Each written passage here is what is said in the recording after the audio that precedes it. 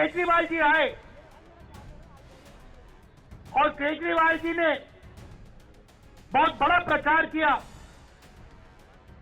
दिल्ली को मैं साफ कर दूंगा, भ्रष्टाचार मिटा दूंगा, पेरिस बना दूंगा, कि भ्रष्टाचार को अरविंद केजरीवाल जी मिटाएंगे। अब आप बताइए, दिल्ली में अरविंद केजरीवाल जी ने भ्रष्टाचार मिटाया क्या? मिट गया। तो जैसे प्रचार नरेंद्र मोदी जी करते हैं मीडिया का, झूठे वायदे, एक के बाद एक झूठे वायदे, वैसे ही स्ट्रैटेजी केजरीवाल जी की है। कोई फर्क नहीं है। संविधान की रक्षा करेंगे। संविधान में साफ लिखा है, पहले पेज पे लिखा है कि हिंदुस्तान हर हिंदुस्तानी का है, चाहे उसकी कोई भी जात हो, कोई भी धर्म हो, अगर वो हिंदुस्तानी है तो इस देश में उसकी रक्षा होनी चाहिए, उसको प्रोटेक्शन मिलनी चाहिए।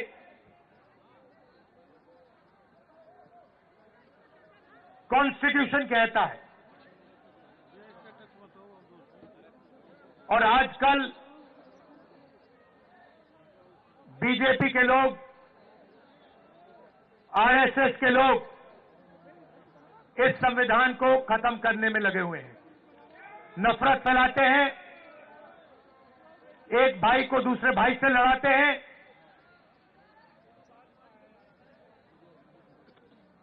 डराते हैं। कन्याकुमारी से लेकर कश्मीर तक 4000 किलोमीटर हम इस संविधान को बचाने के लिए चले थे।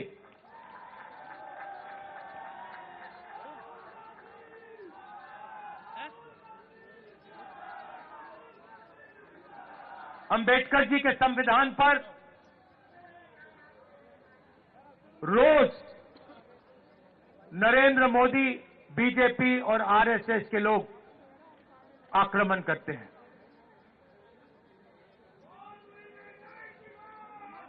और मैं आपसे ये कहना चाहता हूं कि मेरी राजनीति और कांग्रेस पार्टी की राजनीति में बिल्कुल क्लैरिटी है। हमारे लिए इस देश के सब लोग एक समान हैं। इस देश में मोहब्बत नफरत को काटेगी, हराएगी। मोहब्बत हिंसा को काटेगी और हराएगी। और आप मेरी पूरी लाइफ की राजनीति देख लेना, मैं आज की बात नहीं कर रहा हूं। जब तक मैं जिंदा हूं आप लिख के ले लो, अगर किसी भी हिंदुस्तानी पर आक्रमण होगा, चाहे वो कोई भी हो, किसी भी धर्म का हो, मुसलमान हो, हिंदू हो, सिख हो, ईसाई हो, चाहे वो किसी भी जात का हो, दलित हो, पिछड़ा हो, राहुल गांधी वहां आपको उसकी रक्षा करते हुए मिलेगा। मेरे लिए हिंदुस्तान का यही मतलब है कि इस देश में नफरत ना हो और गरीब से गरीब व्यक्ति, हर धर्म का व्यक्ति, हर जात का व्यक्ति बड़ा से बड़ा सपना देख सके।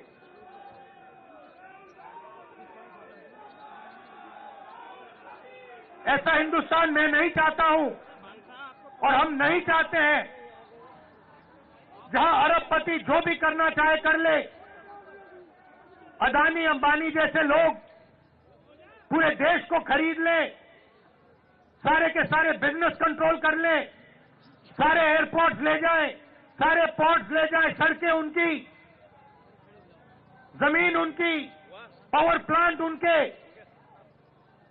और गरीब जनता देखती रह जाए, भूखी मर जाए। ऐसा हिंदुस्तान हमें नहीं चाहिए और ऐसा हिंदुस्तान हम नहीं होने देंगे।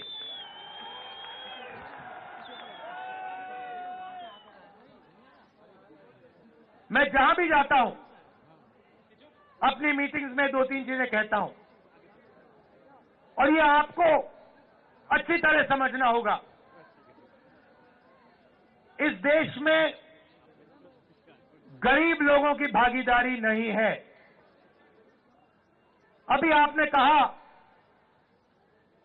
महंगाई की बात की और आपने कहा कि महंगाई बढ़ती जा रही। मैं आपसे पूछना चाहता हूं, महंगाई बढ़ रही है, कम हो रही है?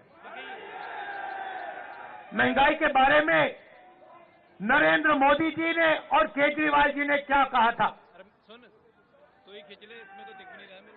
कहा था कि महंगाई कम करेंगे। हुई महंगाई कम? बढ़ती जा रही है और गरीब लोग गरीब होते जा रहे हैं और अमीर लोग अमीर होते जा रहे हैं।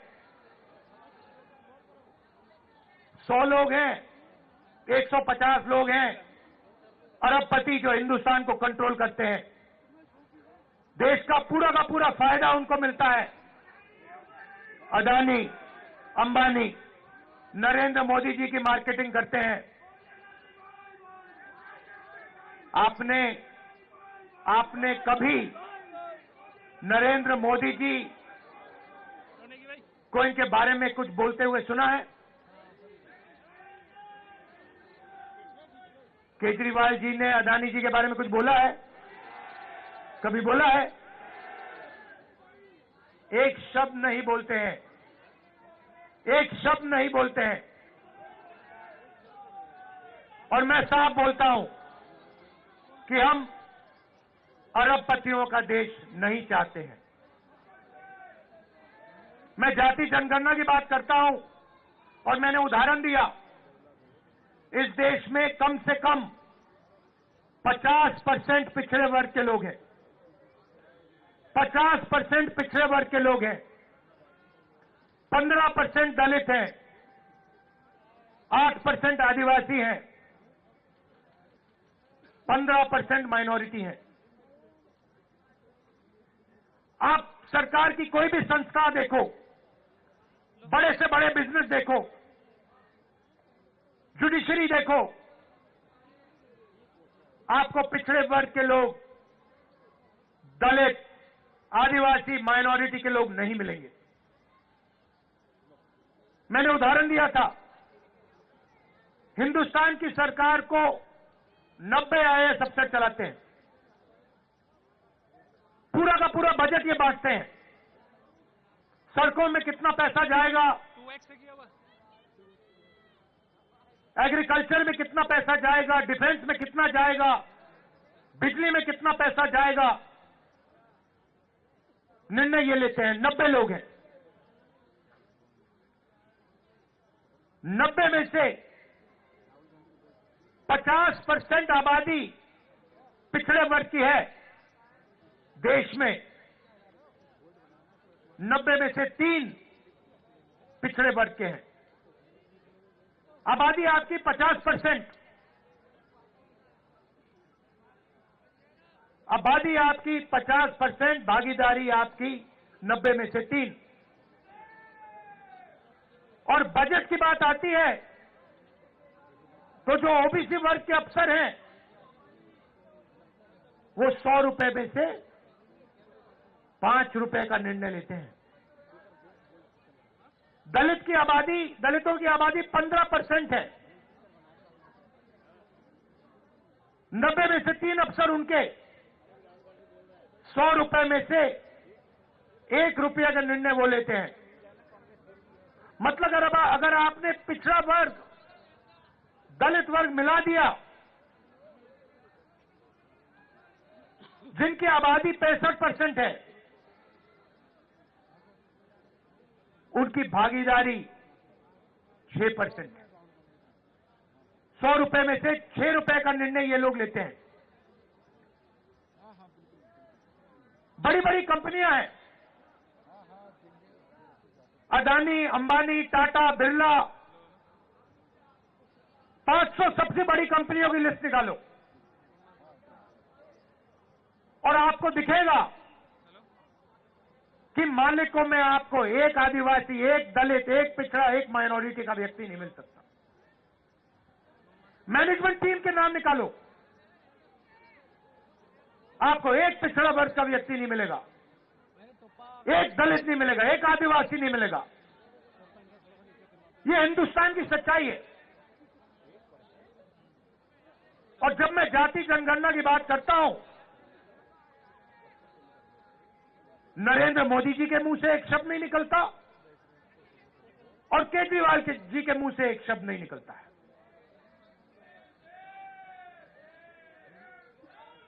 क्योंकि दोनों चाहते हैं कि देश में पिछड़े वर्ग को,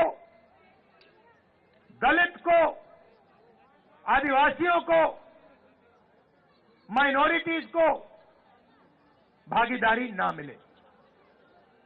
आप पूछिए कभी केजरीवाल जी से पूछिए कि वो जाति जनगणना के साथ हैं या नहीं। मोदी जी से पूछिए जाति जनगणना के साथ हो या नहीं। मैंने पार्लियामेंट में उनके सामने बोला, चौकीदार चोर है। नरेंद्र मोदी जी बैठे थे, मैंने उनसे साफ कहा, नरेंद्र मोदी जी आप करो ना करो, बच्चा भी जानता है, मीडिया वाले नहीं जानते, 6 साल का बच्चा जानता है।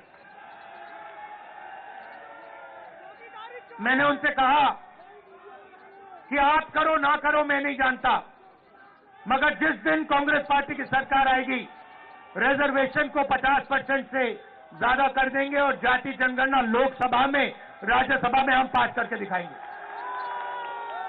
हम भागीदारी चाहते हैं, हम समानता चाहते हैं।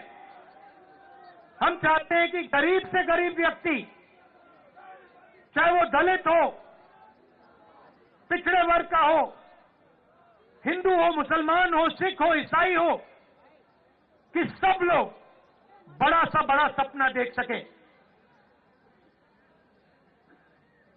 मैं वो दिन देखना चाहता हूं जब 500 सबसे बड़ी कंपनियों में पिछड़े वर्ग के लोग मालिक बने, दलित मालिक बने, माइनॉरिटीज के लोग मालिक बने, आदिवासी मालिक बने। मैं वो दिन देखना चाहता हूं जब इस देश में सचमुच में पिछड़े वर्गों को भागीदारी मिले, माइनॉरिटीज को भागीदारी मिले, दलितों को भागीदारी मिले। और सच्चाई यह है कि लंबे लंबे भाषण होंगे, केजरीवाल जी भी करेंगे, नरेंद्र मोदी जी भी करेंगे, मगर जब भागीदारी देने की बात आएगी तो सिर्फ कांग्रेस पार्टी भागीदारी दे सकती है। चाहे मनरेगा हो, भोजन का अधिकार हो, जमीन अधिग्रहण बिल हो, किसान का कर्जा माफ हो, स्कॉलरशिप्स हो और संविधान हो, ये सब काम कांग्रेस पार्टी ने आपके साथ मिलकर आपके लिए किया है।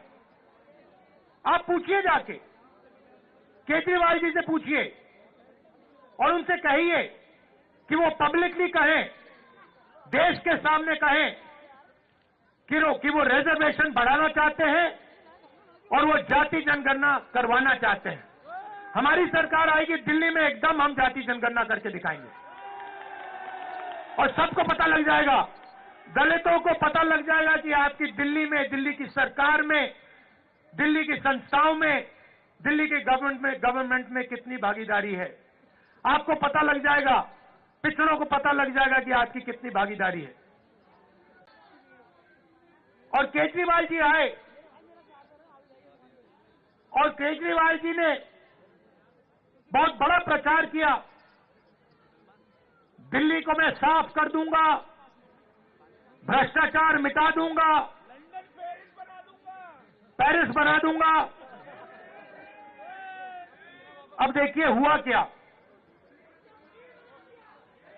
आप देखिए बाहर चला नहीं जा सकता है, ऐसा पोल्यूशन है, बाहर चला नहीं जा सकता है, आधे लोग बीमार रहते हैं, कैंसर बढ़ रहा है, पोल्यूशन बढ़ता जा रहा है, महंगाई बढ़ती जा रही है। और उन्होंने कहा था कि भ्रष्टाचार को अरविंद केजरीवाल जी मिटाएंगे। अब आप बताइए, दिल्ली में अरविंद केजरीवाल जी ने भ्रष्टाचार मिटाया क्या? मिट गया। तो जैसे जैसे प्रचार नरेंद्र मोदी जी करते हैं मीडिया का, झूठे वायदे, एक के बाद एक, एक के बाद एक, एक के बाद एक झूठे वायदे, वैसे ही स्ट्रैटेजी केजरीवाल जी की है, कोई फर्क नहीं है। ये सच्चाई। और आप जानते हो, जो मैंने शुरुआत में कहा, अगर किसी भी हिंदुस्तानी पर, चाहे वो कोई भी धर्म का हो, कोई भी जात का हो, अगर कोई भी उसके खिलाफ हिंसा करेगा तो राहुल गांधी और कांग्रेस पार्टी वहां आपको मिलेगी। ये हम में और उनमें फर्क है। देखिए, ये उनमें और हम में फर्क है। जब हमारी जरूरत पड़ेगी, जब आपके खिलाफ हिंसा होगी, हम वहां आपको दिखाई देंगे, आपके साथ खड़े होंगे। और ये मैं ऐसे नहीं बोल रहा हूं, ये हमारा रिकॉर्ड है। हमने कहा था कि बीजेपी की विचारधारा के खिलाफ हम लड़ेंगे और 4000 किलोमीटर कन्याकुमारी से लेकर हम कश्मीर चले हैं। और हमने नारा दिया, देश की जनता ने नारा दिया, नफरत के बाजार में मोहब्बत की दुकान खोलनी है। और हमने ये नहीं कहा आपको कि मोहब्बत की दुकान जब ही खुलेगी जब आप हमें वोट दोगे। हमने आपसे कहा, चाहे कुछ भी होगा, ये विचारधारा की लड़ाई है, आरएसएस बीजेपी के खिलाफ हम हैं, आज है, पहले थे और पूरी जिंदगी रहेंगे। और 4000 किलोमीटर हम चले और देश का माहौल हमने बदल दिया। एक नए तरीके की राजनीति हम लाए। और एक तरफ हिंसा और नफरत और दूसरी तरफ मोहब्बत की दुकान, ये सच्चाई है। तो मैं आपको आश्वासन देने आया हूं 2-3 चीजों की। सबसे पहले, हिंदुस्तान सबका है, गरीबों का है, 10-15 अरबपतियों का हिंदुस्तान नहीं है। दूसरी बात, इस हिंदुस्तान में संविधान सबसे जरूरी है, इसकी रक्षा हमने की है। आपने देखा होगा, पहले नरेंद्र मोदी जी 400 पार की बात कर रहे थे, छाती फैला के 400 पार, और चुनाव के बाद संविधान को उन्होंने ऐसे किया, सिर पे लगाया। ये काम कांग्रेस पार्टी ने करवाया है। कांग्रेस पार्टी ने साफ उनको कह दिया कि देखो, बाकी सब ठीक है, अगर संविधान पर आक्रमण किया तो फिर हिंदुस्तान आपको माफ नहीं करेगा, देश आपको माफ नहीं करेगा। तो ये मैं आपसे कहना चाहता हूं, यहां पे कांग्रेस पार्टी का पूरा समर्थन कीजिए, कांग्रेस पार्टी को जिताइए। और जो पहले हम विकास करते थे, जो पूरी दुनिया को मालूम है, जो शीला दीक्षित जी ने काम किया था, जब कांग्रेस पार्टी कर पाएगी। कांग्रेस पार्टी कर सकती है, ना केजरीवाल जी कर सकते हैं, ना बीजेपी कर सकती है। ये सच्चाई है और आपने देख लिया है, आपके सामने सच्चाई है। दिल्ली की सच्चाई आपके सामने है, महंगाई की सच्चाई आपके सामने है, सड़कों की सच्चाई आपके सामने है, पोल्यूशन की सच्चाई आपके सामने है। तो कांग्रेस पार्टी को आप पूरा समर्थन दीजिए, हमारे कैंडिडेट को यहां जिताइए और दिल्ली में हमारी सरकार बनवाइए। आप सबका बहुत बहुत धन्यवाद। और कांग्रेस पार्टी के जो हमारे कार्यकर्ता हैं, हमारे जो बब्बर शेर हैं, आप सबका दिल से बहुत बहुत धन्यवाद। नमस्कार, जय हिंद।